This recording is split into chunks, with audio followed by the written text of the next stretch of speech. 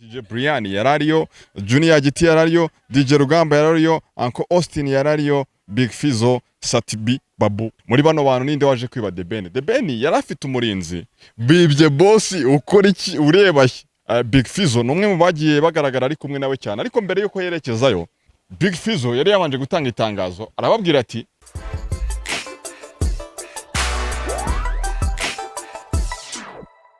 Hello people, nizere ko mumeze fresh, nizere ko mumeze neza cyane. Nitwa Patrick the Entertainer, BigTown TV 0785045875 ufite inkuru cyangwa se igitekerezo obo wifuza gusangiza abadukurikirana 5 kwa 5. Yitwa IKI ari ku majwi ndetse n'amashusho meza cyane abatambuka hano.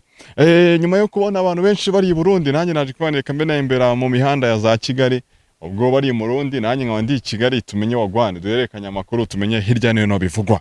Inkuru nabonye nyuma yaho The Ben ageze i Bujumbura, byaje kuzamo kidobya birangira umuhungu bamwibye telefone. Bamwibye telefone nkuko bigaragara ku gihe mu muhuro, no muhuro wagombaga kuba ku itariki ya 30 babyita umusangiro cyangwa se meet and greet. Hano hantu kwinjiramo byari 2,000,000 na 1,10,000. Ayo mafaranga murayumva y'amarundi. None ikibazo ngewe nzanye kuri no mihanda kiragira giti, umuntu watanze 2,000,000 zo kwinjira na 1,10,000 zo kwinjira yaje kwiba telefone gute? Ni igitaramo cyagaragayemo witwa Dr Claude, uyu nguyu mwamenye mu ndirimbo nka baramujyanye, igikara n'izindi nyinshi cyane, yaje kuba arimo hano hantu. Ariko reka maze ngubwire bamwe mu bantu nabo bari muri iki gitaramo cyari gihenze cyane cyane, yitabiriwe cyane. Ni igitaramo cyaje no kuzamurwamo madamu The Ben cyangwa se Wikeza Pamela, maze asuhuza abari bitabiriye, anabifuriza kuryoherwa bakaza no kurikirana igitaramo cyari gomba kuba kujya mbere ukwakira. Harimo rero ni igitaramo kandi kitabiriwe n'abarimo DJ Brian yarariyo, Junior Giti yarariyo, DJ Rugamba yarariyo, Uncle Austin yarariyo, Big Fayzo, Satibi, Babu n'abandi benshi cyane. Muri bano bantu ninde waje kwiba The Ben? The Ben yarafite umurinzi witwa Yantare Fayzo. Ni nigayije ya cyane. Akose wowe wakoraga iki? Bibye boss ukora iki ureba? Ariko ikibazo kikagira giti, tugaruke nyuma gatoya. The Ben kuva yagire Burundi witwa Big Fayzo numwe mu bagiye bagaragara ari kumwe nawe cyane. Ariko mbere yuko yerekezayo, Big Fayzo yari yabanje gutanga itangazo. Arababwira ati nabonye ibintu mwabikabirije ngo The Ben aje Burundi, umenye ko igihugu gifite nyiracyo. Ariho turi buganishe mu bivuga ko bamwe mu bantu bari binjiye aho ngaho bari binjiriye ubuntu batari bishyuye. Uyu Big Fayzo wabanje kuvuga ko igihugu The Ben yinjiyemo gifite nyiracyo. Nyuma yaho akajya agaragara ari nyuma ya The Ben bagendana, bikavuga ko nawe yari yahawe amafaranga kugira ngo abashe guceceka ikibazo cye, atazokomeza guteza ikibazo.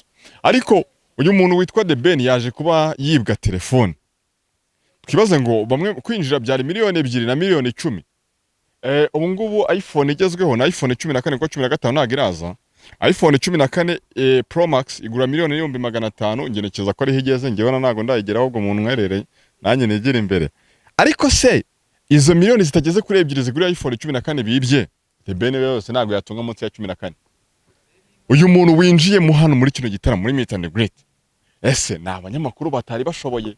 Tuvuge ngo ko binjiriye ubuntu bamwibye. The Ben yibwe nande? Nico kibazo kiri kuri iyi mihanda.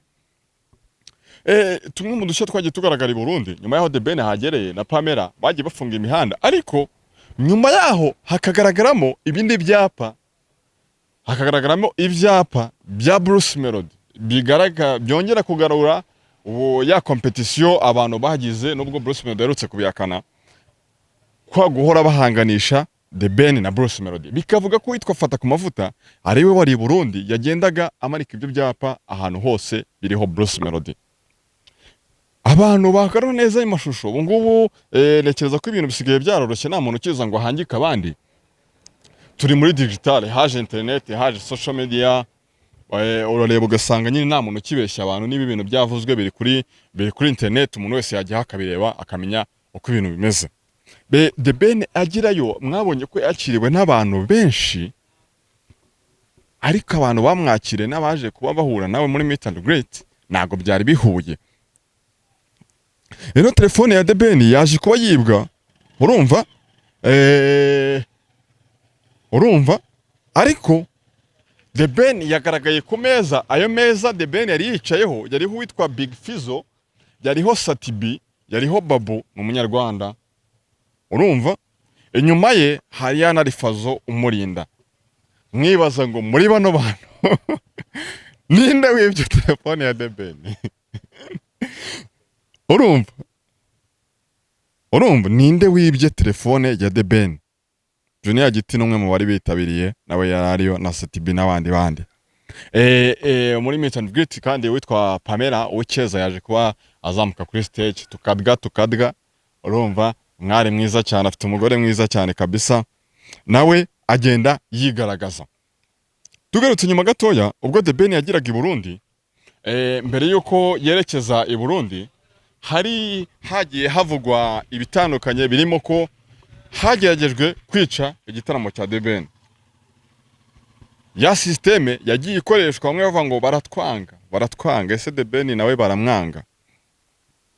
Navuga ko nikata yagiye ikoreshwa aho wagenewe usanga wenda niba yagiye igitaro kagiye kuba igitaramo habanza kuza agakata ko kubanza kwijijisha kugira ngo wenda babashe kuba bashyushya imbaga zari zitabiriye. The Ben rero yaje kuba yerekeza i Burundi, ahageze kuwa gatandatu nibwo yaje kwibwa telefone, ariko umuntu akibaza ngo muri Tand Great ya The Ben hinjagamo wishyuye $2 na $10. Umuntu wagize ubushobozi bwo kwishyura $2 na $10 yiba telefone ati. Umuntu akibaza ngo niho haza hahandi huko nyine haje kuba hinjiramo abantu b'ubuntu. Bruce Melody yigeze gukora igitaramo muri Arena, havugwa ibintu bitandukanye by'uko ngo yinjijemo abamotari kugira ngo Arena ayuzuze ubwo yizihizaga imyaka 10. We celebrating 10 years ari mu muziki. Ese Big Fizzo bugirirwaga inyuma ya The Ben ko yari yabanje kuvuga ko Burundi The Ben ajemo ifite nyirayo, we yaje guhinduka gute kugira ngo noneho atangira umufana wa The Ben? Ni byinshi byavuzwe cyane. Mbere yaho hagiye avuga ko bagerageje kwica igitaramo cya The Ben, hakaza mu majwi abarimo ko Kigayeli na Bruce Melody, kubera ko nivuga ko ubundi mbere bajyaga bahanganisha Bruce Melody, The Ben ndetse na Meddy, ariko witwa Ngabo Gilbert Meddy we ngira ngo yaje kuba yikura muri iyo competition y'abahangana, hasigaramo witwa The Ben ndetse na Bruce Melody. Rero witwa Big Fizzo, uyu mugabo numwe mu bari legend cyane b'i Burundi, akenshi kuva yagera i Burundi yagiye agaragara ari kumwe na The Ben ndetse na Satibi, bivuze ko nyine impamvu babaga bari kumwe nuko numwe mu bastari b'i Burundi. Ariko bakibaza ngo wa muntu wavugaga ko The Ben nubwo aje i Burundi agomba kwitonda, muri speech zari yabanje gutangaza mbere ko The Ben yerekeza i Burundi, wa muntu avuga ko The Ben nubwo aje i Burundi agomba kwitonda afite nyiraho, yaje kuba umufana wa The Ben gute? Ariho haza ka kantu abantu bahisaka bati nyamara muri Meet and Greet $2 na $10 ni amafaranga menshi, nubwo wenda ari amarundi, ariko buryo ko babikomeye na ariko nahari babikomeye. Mbibutse ko ikinyamakuru cyitwa narimo kwibuka neza gerutse kwandika ni igihe.com. Iyo nkuru nuyishaka ugiyeho urayisanga. Ugerutse kwandika inkuru yavugaga ko muri Uganda abarenga 8,000,000 barara batariye. East Africa tujya kubaho mu buzima bujya kungana. Niba i Bugande abarenga 8,000,000 barara batariye, i Bujumbura abantu babonye $2 na $10 zo kwinjira mu gitaramo, wenda si ikibazo, abantu bafite amafaranga yabo barahari. Ariko se icyo gitaramo ko umuntu yumva cyakaba ari igitaramo kiri class, kiri VIP, kirimo abantu babakapo bihaye, umuntu yakibaza ngo umuntu wagiye kwiba telefone ninde? Niho hari ikibazo. Nawe uze kubihuza ibintu mvuga, babizi ushaka kuzuka hano, ariko ibyo ngibyo nta bintu bya danger biba birimo. Urumva kinyenzi no ko wabirebye nuka kuko wumvisha icyo navuze. Nekereza ko $2 na $10 wenda abazi uko i Burundi biba byifashe ku ifaranga babigereranya bakumva mu Banyarwanda ngo nanga, ariko n'amafaranga menshi. $2 z'amarundi na $10 kugira ngo ubashe kuba wareba The Ben muvugane. Aya mafaranga ntago ari make, sina menshi bitewe wenda nawe dukurikiranya bifite. Ariko kuza ikibazo naje kwibaza no kwibaza ngo The Ben yaje kwibwa telefone gute, niba tubona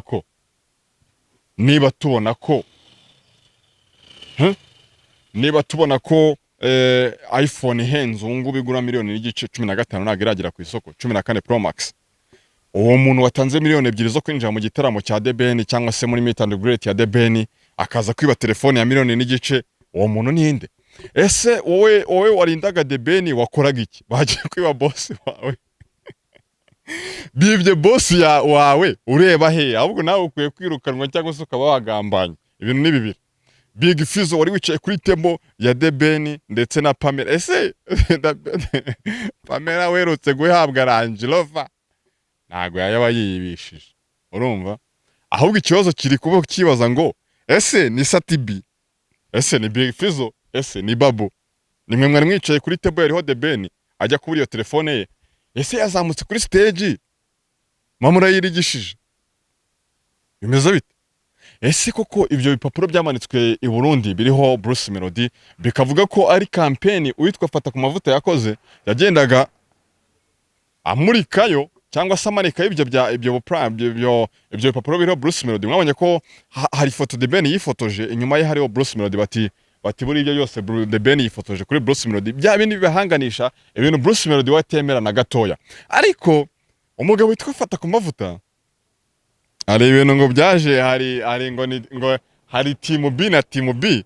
Uwitwa Fata ku mavuta rero nawe ngira ngo ari muri team B, ariko team B ubwo B wari Bruce Melody indi ko ari The Ben, urumva? Witwa Fata ku mavuta nawe mbanze mugarukeho gatoya, numwe mu bagabo b'abahanga bakoraga ubusesenguzi bwiza cyane kuri no mihanda, wa mugani wabandi bajya biva kuri no mihanda.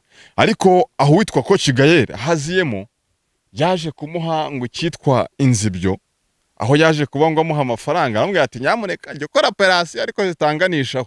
Televiziyo Fata ku mavuta yakoreragaho ntago heruka kumubona akora operation ivuga na Bruce Melody. Mwibuke mbere na mbere ko yaje abavuga uko yavuga Coach Gaël. Ibyo byose bikaba ari bimwe mu byagiye bizana amakimbirane muri umuziki wacu. Rimwe na rimwe usanga wenda ari n'impamvu nta n'igisubizo tubonaho cyangwa tubona byabaye ibintu bya danger, bitewe nuko nayo mafaranga yagiye azamo, ariko wenda akazamo mu buryo umuntu yakwita butari bwiza, cyangwa se ubwo mu mafia bwagiye buza mu muziki wacu, aho usanga umuntu nyine niba yakoraga ikintu, ariko kubera ko Patrick nari umunyamakuru, ariko arambwira ati rero Patrick urimo urakasa Mike, urumva? Mike ni cameraman wanjye, ubwo nirinze kugira izina mvuga kugira ngo naza kugira umuntu nkomeretsa. Urimo urakasa Mike akavuga ati rero Patrick wowe ntuzongere kumvuga, ahubwo akira ijana uceceka ikibazo cyawe. Nibyo byagiye bibaho, wasanga Fata ku mavuta yarakoraga operation zivuga kuri ba Coach Gaël, ariko uyu munsi noneho yagiye mu murongo wa Coach Gaël, mubona ko Fata ku mavuta n'ibintu byitwa itangazamakuru asa n'urisezeye, ahubwo asigaye ngo ari spokesperson cyangwa se umuvugizi wa Gorilla. Ibyo ngibyo byaje kuba nyuma yaho bivuga ko aherewe amafaranga akareka kongera kujya avuga kuri Coach Gaël. Ubwo turacyari kuri bya bindi bivuga ko ari wowe waje kuba ajya muri team B, ariko yo ku ruhande rwa Monsieur Bruce Melody. Turacyari ku kibazo kibaza ngo ninde wibye telefone ya The Ben. Haje technology hano mu Rwanda rwacu, inzego ziperereza rwose ibintu byazarabikemwe, abo kuri telefone agashira n'amezi ati konje kagorikiraho. Sinzi ngo Burundi imeze bite se? Inshuti zacu ziri Burundi twasuze cyane ku mansi abantu babibereza Canada, bari Belgique, abantu bari mu Faransa, my brother Micho Irene ndagusuje cyane, Ange Diva France ndabasuje namwe, mamu dukurikirana cyane, abantu bari muri Belgique twasuze cyane, boss mukuru tumusuze cyane nawe, se inshuti zacu z'abarundi muriba. Ko rero none ngo umwe agatukisha bose wenda ntago ari byo.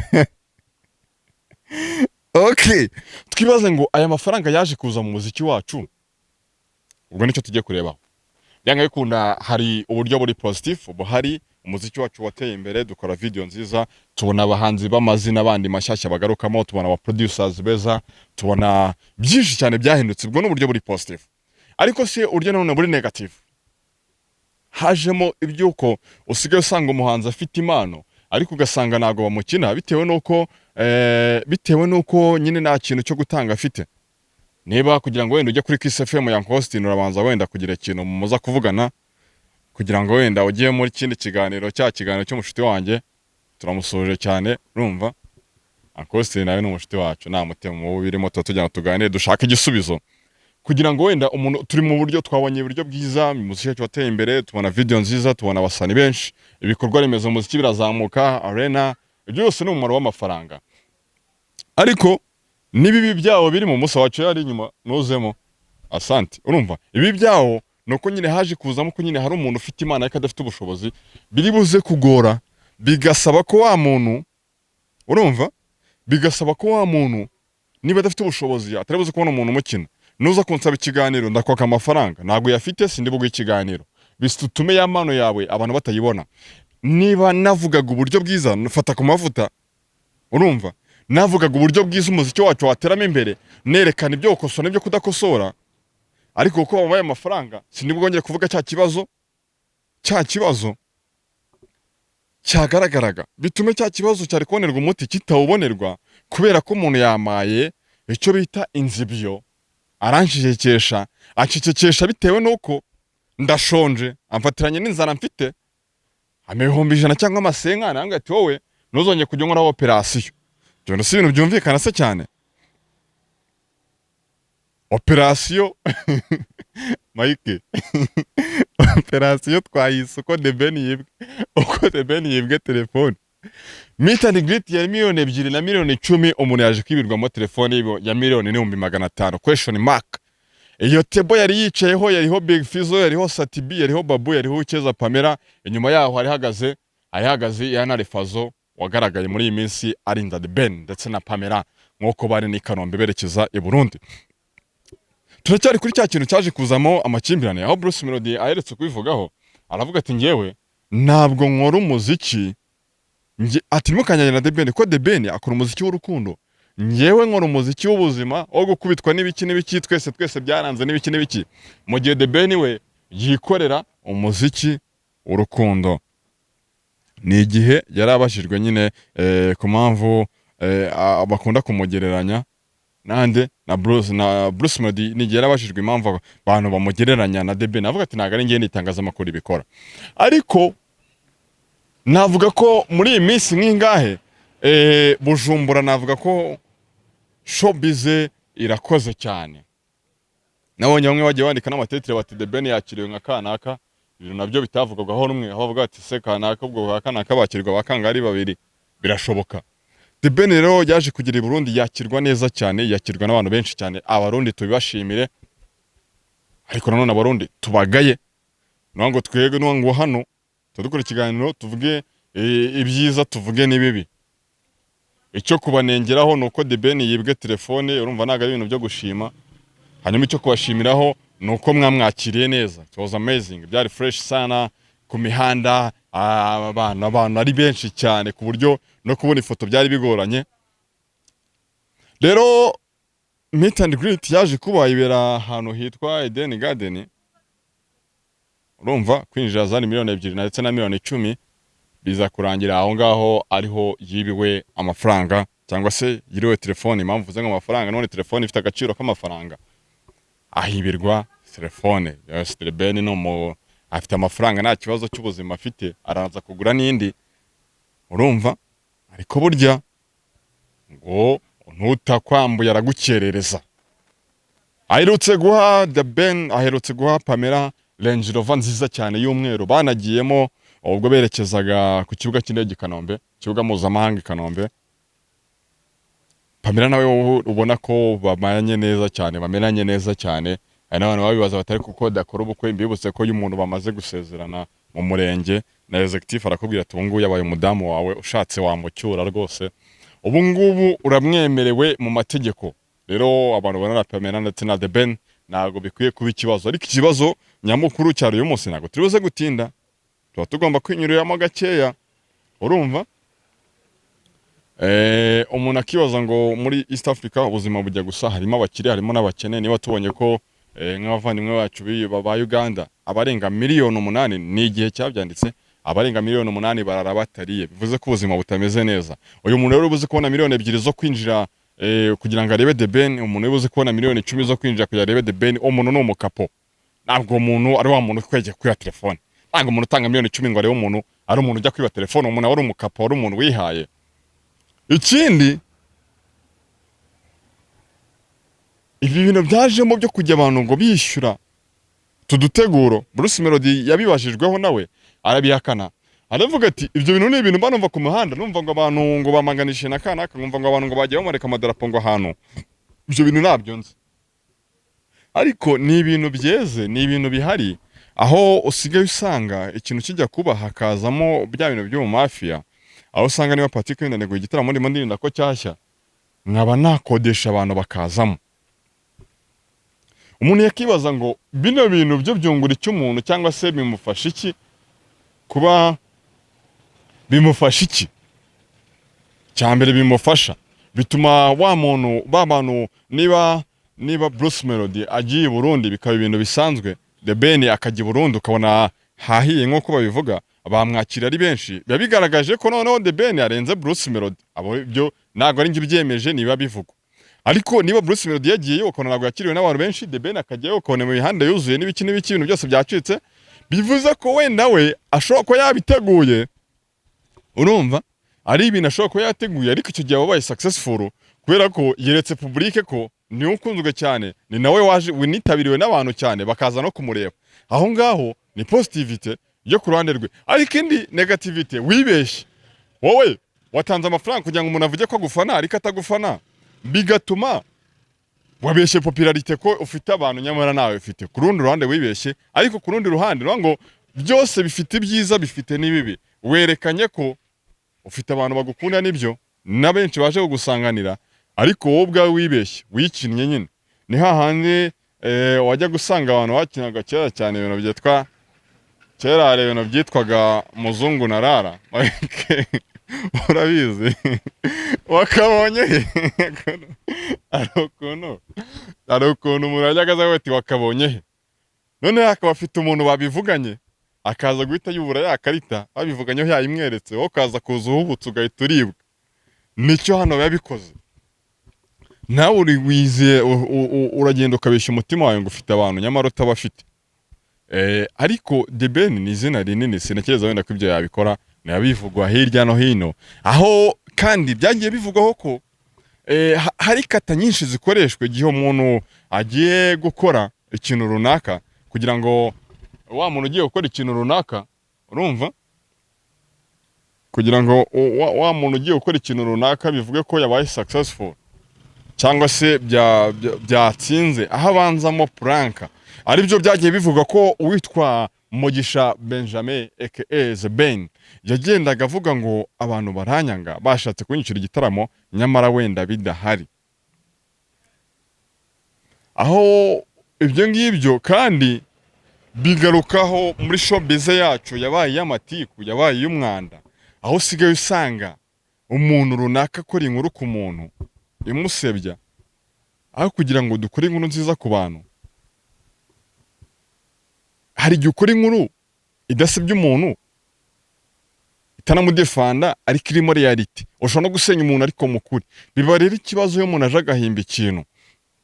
Niyo umuntu aje agahimba ikintu biba ikibazo gikomeye cyane. Ariko niba nje nkavuga ngo The Ben yibwa telefone, nta kintu mbeshye koko yayibwa, kuko ibinyamakuru bitandukanye byananditse ibyo bintu ko The Ben yibwa telefone. Ibyo ngibyo nta kintu mbeshye. Ariko kuza ugahimba inkuru kugira ngo usibye mugenzi wawe ukana kwenda yabyaye ahangaha yateye ahangaha, bishobora kumwafekta mu buryo bumwe cyangwa ubundi, ntago ari ibintu byiza cyane, ntago ari ibintu byo gushimira. Ni ibintu navuga ko birimo byangiza showbiz yacu, yanajemo amafaranga menshi rimwe na rimwe, aribwo usanga ya mafaranga aho kugira ngo ateze umuziki wacu imbere, ahubwo agenda azanamo amacakubiri byo kuvuga ngo bakana kwasi, aho ngo basigara timu B na timu B. Ubona bamwe nyine bavuze ngo twebwe turajya hano ko kanaka afite amafaranga ari buduhe, twebwe turajya hano ko afite amafaranga ari buduhe. Ubu ngubu witwa ko Kigayeri ngo yazanye umufungo kugira ngo nyine umuvuge neza, araza kumanza kugukandira akanyenyeri. Kwa The Ben nawe afite timu nawe yajyanye nayo ngo i Burundi nyine iri buze gucunga neza ikamukorera inkuru nziza. Ni urugero ndimo nanga ko bose nawe urayama, ariko mumuna gakanze sinayanga. Ariko ukibaza ngo nyine niba usanga hari umuntu wakoraga ibintu byiza agakora ama operation akerekana ibintu bitagenda neza, uyu munsi akaba atakibikora, ariko ugasanga ni ya mafaranga bamuhaye acicika ikibazo cye, uvuga ati we peti ntuzongeye kujya mvugaho we akira uduceri dukeya uceceka ikibazo cyawe. Noneho wa muntu akaba noneho yarinjiye muri ya team B asigaye akora ibiganiro byo kuyidefanda. Uzibaza ngo noneho bya bindi yakoraga wa musanzu yatangaga noneho bigiye kugera gute, nubwo atari itegeko kuwutanga, ntabwo ari itegeko kuwutanga kuko nta n'uwamubwiye ngo abikore, ariko igihe wihaye akazi ukagakora agakore neza niko bigomba kugenda. Niba uvuze uti nipanze akazi ugomba kugakora neza, sibyo? Ugomba kugakora neza kugira ngo ibintu byose bigende neza. Rero niba bivugwa hirya no hino ku mihanda, niba biri kuri street, niba biri kuri iyi mihanda, ariko nyamuneka abarundi inshuti zacu The Ben mwarakoze kumwakira neza, ni by'agaciro cyane. Umusaza warakoze kuduhagararira. Nibaza ko ebana ahagaritse amaraso kabisa. Onaga ko ibintu byinshi byose bya inkuru nyinshi zavugaga The Ben, bavuga ko by'umwihariko showbiz yacu muri iyi minsi yasaga naho yose ehugiye kuri The Ben, ariko nanone abarundi tubagaye kuba muvandimwe yibwe telefone, urumva ukumva ko naga ari ibintu bitagenze neza cyane. Kandi ino weekend navuga ko abantu nubwo barangariye kwa The Ben, ariko ihuye hariyo show ya Iwacu Muzika Festival, nayo yari nziza cyane, yarimo Bruce Melody, yarimo Riderman, Riderzo, yarimo Bushari, yarimo Bwiza ndetse na Aline Sano. Urumva nabyo ni show yagenze neza cyane. Umuntu rero akaba yavuga ko nubwo abantu bari bahugiye Burundi kwa The Ben, ariko n'ubundi imyidagaduro yarakomezaga, nubwo inyamakuru byinshi byandika kwa The Ben, ariko ibindi imyidagaduro yarakomezaga. Bruce Melody yongera kwerekana ko numwe mu barimo gutanga akazi, ariko icyo umuntu yavuga cyo sinekereza ko dukwiye gukora umuziki wenda duhangana, ahubwo dukwiye gukora tutavuga ngo Patrick, ngo si Patrick ko yakoze ino nkuru unangiye ndaza gukora iki kugira ngo mukasa atongera gukora ya nkuru. Ahubwo niba yakoze inkuru ukabona ni nziza, ukeneye nawe ko wayikora mu mazuti, nanjye nayikora gute kugira ngo mwuzuzanye, kuruta ko niba umuntu ari umuhanzi kugira ngo uzamuke ubanza kumumanura hasi. Ari byo ubona nyine ahanini bisa naho bijyanye dusubiza inyuma. Ariko umuntu yavuga ko twari tugeze ku rwego rwiza rwo kuba umuziki wacu maze kuba mpuzamahanga. Usigaye usanga nyine umuntu arimo arakora ibintu bya danje, abantu barimo baratera imbere, baragura mu modoka meza, byose babikura mu muziki. Ni ikintu cyiza cyane, ni ikintu cyo gushimira. Ikibura rero no gushyira hamwe tugakora ibintu bya danje, kuruta ko uza guhanganisha The Ben na Bruce Melody, uza guhanganisha The Ben na Meddy. Nabonye Meddy arimo ateguza no kuduha indirimbo nyuma y'imyaka ingahe nta ndirimbo, ariko wenda buri wese afite intego ze n'igihe akorera umuziki we. Ahubwo icyo narimvuze, uwo mwiryane rimwe na rimwe usanga na ba nyir'ubwite wenda nta ruhare babifitemo, nubwo wenda utabyemeza ngo wemeze 100% ko ba nyir'uruhare nta ruhare babifitemo. Usanga wenda ari bya bindi umuntu ashobora guhakana ko bati ngiye ntago mbirimo, ariko ugasanga wenda wakurikirana neza ugasasa imbirimo, ugasanga wenda nka Melody arakubwiye ati jewe ibyo bintu byo kumanika ngo amadarapo y'u Burundi nabyo nzi, cyangwa se wanjyanye na The Ben biterwa nuko ngiye nkora umuziki wanjye. Ni ibintu byiza cyane. Hanyuma rero ndibaza ko byari fresh. Reka dusubire mu biganiro byacu bitaha, tuba tuje kugira ngo tubarabure tuvugane kuba biri kuri iyi mihanda. Ariko se telefone ya The Ben yibwe nande? Nicyo kibazo nyibabaza abarundi. Ese koko umuntu yabona miliyoni 2 zo kwinjira, kuko niho hamake hari miliyoni 2 muri meet and greet ya The Ben, wabona miliyoni 2 zo kwinjira ukajya kwiba miliyoni n'igice, unatanga miliyoni 2 abari umukapo mensiye. Miliyoni 2 z'amarundi nekereza ko biri mu bihumbi wenda nka 300 hafi 500, simbizi uko amarundi abahagaze. Ariko n'ibyo bihumbi mu Rwanda umuntu bifite abari umukapo, note ya 300, note ya 500 ntabwo ari note ya makeya. Umuntu rero wabonye ayo mafaranga kugira ngo ajye kwiba telefone, ni ikibazo nibaza. Ikindi nkibaza ngo ese umurinzi wa The Ben we yarari hehe, ko nekereza ko ari cyo kintu ubushinzwe kumenya ngo boss wawe bimeze gute, bimeze bite. Urumva byaba ari ikibazo, ubaye urinze umuntu bakamwiba, biba ari ikibazo gikomeye cyane. Rero umva ko ni ibintu byo gutekerezaho cyane, tukazamenya uko bizaba bigenda. Iyo meet and greet yabaga kuri no samedi ku cyumweru, hari igitaramo nyirizina cyagombaga kuba kuri tariki nyine ya mbere The Ben yakoreraga i Burundi, Bujumbura. Abantu b'i Burundi tubasuze cyane, ariko ako kantu ko kwiba telefone ya The Ben ntago ari akantu keza, ni akantu kataje kuba gasa neza. Ariko n'ubundi byagenze neza cyane. Iyo meet and greet harimo uwitwa Dr Claude muramuzi cyane mu ndirimbo zirimo igikara ngo igikara si cyo cyatumye yigendera, n'izindi ndirimbo nyinshi cyane za baramujyanye, baramujyanye ntago akazi kanyere kuririmba ndavuga niwumva ndirimba nabi nibize kugutungura, ariko urumva ko ni ibintu byagenze neza cyane. Ubona yaba mu myidagaduro bari bariyo, ba Junior Giti bari bariyo, ba DJ Brian bari bariyo, ubona ko bari bagerageje gushyigikira umuvandimwe The Ben. Nico rero twahereho tuvuga ngo reka dushyigikirane, reka dufashanye kugira ngo dutezanye imbere. Niba wa mugani The Ben agiye Burundi, ukabona abanyarwanda benshi itangazamakuru ryagiyeyo, ukabona abo muri showbiz, abo mu myidagaduro muri rusange bagiyeyo, ni ibintu byiza cyane. Reka rero dukora ibyo ngibyo, reka dushyire hamwe, hanyuma twirinde babandi baduteranya, babandi bagereranya. Ntekereza ko ntago dukwiye kugereranya kanaka, ahubwo tukwiye kwese guharanira ko umuziki wacu umera fresh sana. Mike, thank you so much, wakoze cyane kudufatira ayo masho, mwakoze cyane kudukurikirana no kuba natwe. Ni BigTown TV, nitwa Patrick. Reka dusubire mu biganiro byacu bitaha. Amahoro y'Imana abane namwe.